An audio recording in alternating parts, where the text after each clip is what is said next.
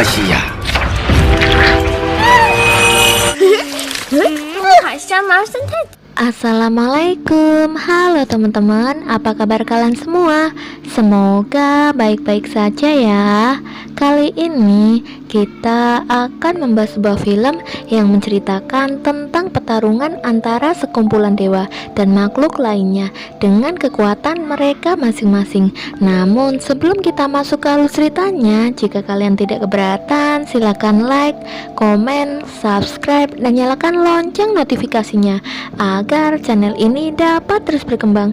Jika sudah, langsung saja kita masuk ke alur ceritanya. Di awal film, kita diperlihatkan dengan seorang raja bernama Raja Zu yang berubah menjadi raja yang sangat jahat akibat hasutan dari seorang wanita yang bernama Dazi. Dazi merupakan siluman yang menyamar sebagai salah satu selir dari Raja Zu. Pada suatu hari, seorang prajurit terlihat memasuki kamar sang raja. Diduga saat itu raja sedang bersama dengan Dazi. Tak tanggung-tanggung, Dazi langsung memangsa prajurit tersebut karena telah lancang masuk ke dalam kamar raja. Lalu kita diperlihatkan beberapa kesatria yang sedang menuju ke istana. Mereka dikirim untuk misi penyelamatan tetua agung sebelum matahari terbenam. Mereka ditemani oleh seorang penyihir bernama Jiang. Namun di sini dua kesatria bernama Zili dan Jiva ditugaskan oleh Jiang untuk memimpin pasukan yang lain. Sementara itu di istana sedang diadakan sebuah acara. Terlihat di tengah kerajaan, tetua agung sedang disandra oleh raja. Dazi pun menghasut sang raja untuk mengambil mata dari tetua agung. Konon katanya mata tetua agung telah menyimpan masa lalu dan juga masa depan. Itulah mengapa para kesatria juga memutuskan untuk datang dan menyelamatkan tetua agung. Sementara itu Zili dan yang lainnya perlahan masuk ke dalam istana melalui bawah tanah. Terlihat beberapa penjaga istana yang sedang berjaga di sana berhasil mereka taklukkan. Sebelum menyelamatkan tetua agung, mereka harus menyelamatkan beberapa anak anggota suku gaib terlebih dahulu. Anggota suku gaib disekap di dalam sebuah penjara yang telah diselimuti oleh ilmu hitam. Akhirnya Zili terpaksa menggunakan kekuatan sihirnya untuk membuka penjara tersebut. Tak diduga tindakan itu akhirnya membuat Jenderal Leopard mengetahui keberadaan para kesatria tersebut. Oleh sebab itu, setelah berhasil mengeluarkan semua anggota suku gaib, mereka malah dikepung oleh semua penjaga istana. Para kesatria pun langsung sigap melindungi semua anak suku gaib dan beberapa kesatria akhirnya terbunuh. Di tengah kepanikan itu, para suku gaib memutuskan untuk menggabungkan kekuatan mereka dan berpindah tempat. Di waktu yang sama, waktu tiba-tiba terhenti saat seorang bersiap mencongkel mata dari tetua agung. Saat itu juga Jiang pun datang di tempat tersebut. Hal itu tentu saja membuat sang raja pun akhirnya murka. Tak diduga Daji perlahan mendekati Jiang dari belakang dan berniat menyerangnya dengan tubuh silumannya. Untungnya Jiang menyadari serangan itu dan berhasil menghindar. Namun Daji tak menyerah begitu saja. Ia menggunakan ekornya untuk mengepung tubuh Jiang dan mengutuknya menjadi lebih mudah.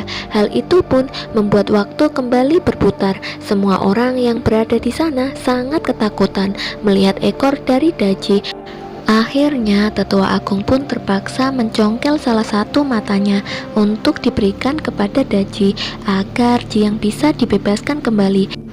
Zili dan yang lainnya yang kabur dari aliran air bawah tanah, mereka menggunakan beberapa tameng untuk membuat sebuah perahu. Tak diduga Jenderal Leopard berhasil menemukan mereka di sana. Rupanya Jenderal mengetahui bahwa Zili merupakan anak dari seorang yang berasal dari suku Sayap karena ia juga dahulu ikut serta dalam membantai suku tersebut. Sementara itu beberapa penjaga istana juga diperintahkan untuk menjaga dan menyerang mereka. Setelah itu barulah Zili dan Ziva pergi menyelamatkan tetua agung. Saat mereka sampai di tempat tetua agung, Daji saat itu sedang menyekap tetua agung dan menghancurkan tubuhnya, sehingga sebelah mata dari tetua agung pun akhirnya terlepas. Untungnya, Jiang berhasil menangkap mata itu dan membawanya pergi bersama Zili dan Siva. Sesampainya di tempat mereka, mereka langsung menguji mata dari tetua agung. Saat proses pengujian itu, Jiang berubah menjadi lebih muda lagi karena sihir dari Daji. 我变年轻了，我中了妲己的逆生咒。 Dari mata tetua agung, mereka melihat sebuah pedang cahaya yang bisa mengalahkan naga hitam. Begitu juga dengan sang raja dan juga Daji. Mereka juga melihat yang sama dengan apa yang dilihat oleh Jiang dan yang lainnya. Jadi mereka pun juga pasti akan melakukan apapun untuk mendapatkan pedang cahaya tersebut. Keesokan harinya, Zili terlihat mencoba mengeluarkan sayap dari punggungnya, mengingat ia adalah keturunan dari suku sayap. Namun meski telah mencoba berkali-kali, ia tetap saja gagal mengeluarkan sayap tersebut. Setelah itu, Zili pun diberikan tugas oleh Jiang untuk mencari pedang cahaya. Jiang memberikan seorang teman untuk menemani perjalanan Zili. Ia adalah seorang bayi ajaib yang bernama Nasa. Tak hanya itu, Jiang juga memberikan 3 buah kantong kepada Zili untuk dibawa saat perjalanan. Akhirnya mereka memulai perjalanan menuju tempat pedang cahaya. Di sisi lain, Jenderal Leopard terlihat sedang membuat sebuah patung wanita. Patung itu kemudian ditugaskan untuk mencari keberadaan Zili dan melaporkan semuanya kepadanya. Di tengah perjalanan, setangkai tumbuhan tumbuh pada salah satu kantong yang dibawa oleh Zili. Tumbuhan itu nantinya juga akan membantu Zili untuk mendapatkan pedang cahaya. Jadi kini ada Zili, Nasa, dan juga tanaman ajaib yang akan mencari pedang cahaya. Saat sedang berjalan, mereka pun dihadang oleh sebuah lipan raksasa. Tanpa basa-basi, lipan itu langsung mengejar mereka bertiga. Namun rupanya lipan itu hanya menargetkan si tumbuhan ajaib. Mereka pun bekerja sama untuk mengalahkan lipan tersebut, di mana Nasa berlari membawa tumbuhan dan Zili bertugas untuk menyerang lipan tersebut. Setelah berhasil, Nasa melihat salah satu kantong lainnya yang dibawa oleh Zili. Kantong itu ternyata berisi seekor bayi udang kecil atau pangeran naga ketiga. Rupanya Nasa dan udang kecil itu saling mengenal satu sama lain. Namun di antara keduanya ternyata ada masa lalu yang kurang mengenakan, sehingga udang kecil itu pun menyemburkan asapnya pada Nasa dan kembali masuk ke dalam kantong. Karena hal itu, Nasa tiba-tiba berubah menjadi seorang pria dewasa. Setelah itu, Nasa ternyata ingin pergi dan tidak melanjutkan perjalanan. Namun Zili mengatakan bahwa hanya dialah yang bisa menuntun Nasa ke roda angin berapi. Jadi roda berapi ini adalah senjata dari Nasa. Itulah mengapa Nasa akhirnya memutuskan untuk tetap ikut. Mereka pun akhirnya melanjutkan perjalanan untuk mendapatkan pedang cahaya.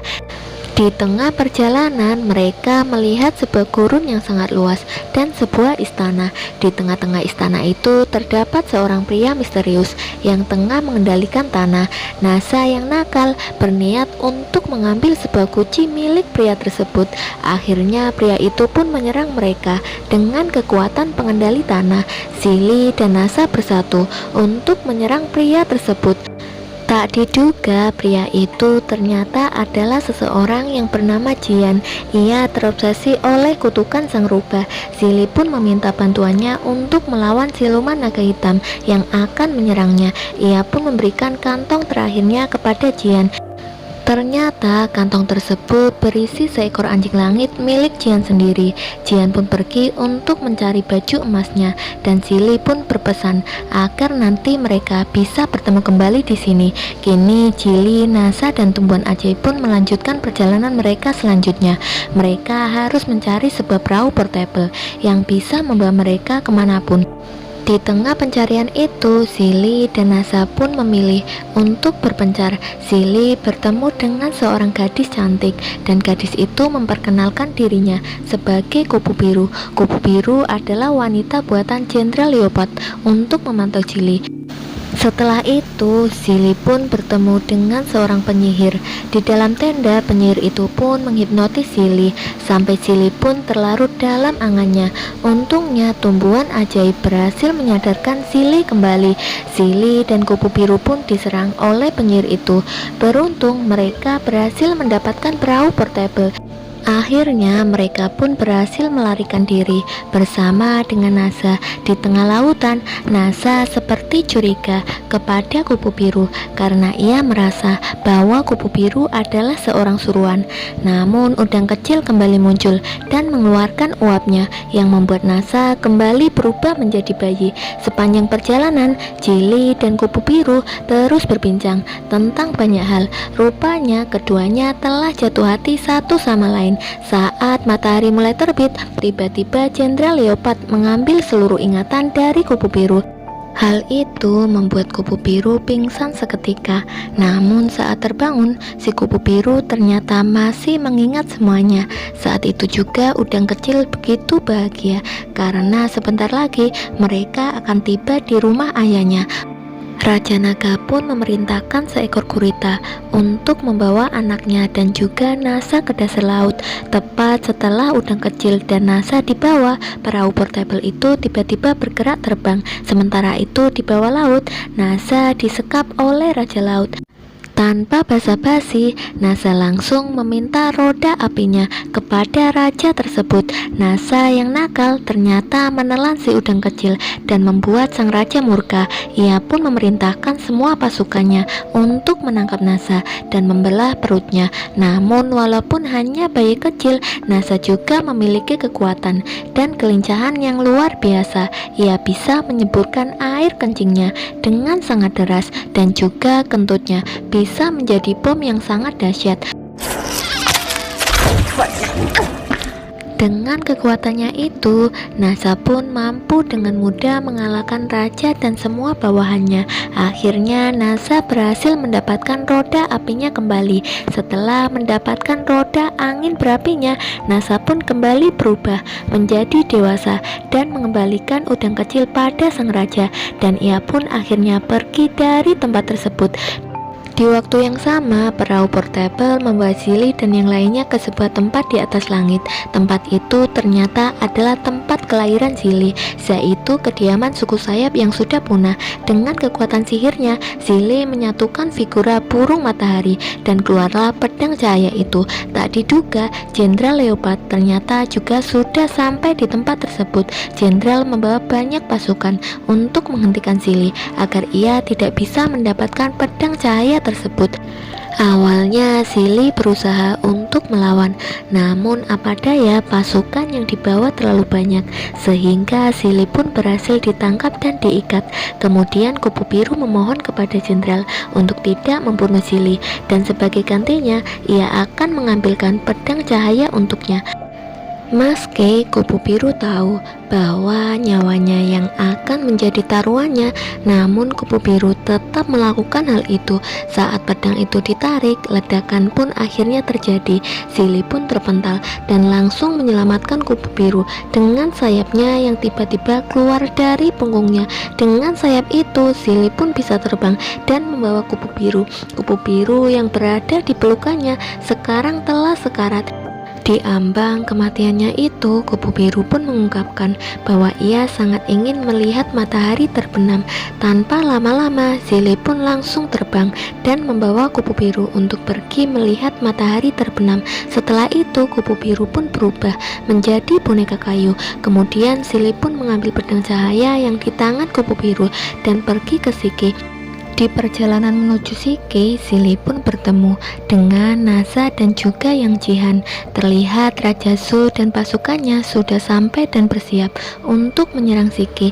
Sementara itu, Jiang yang sedang berada di dalam Siki juga tak tinggal diam.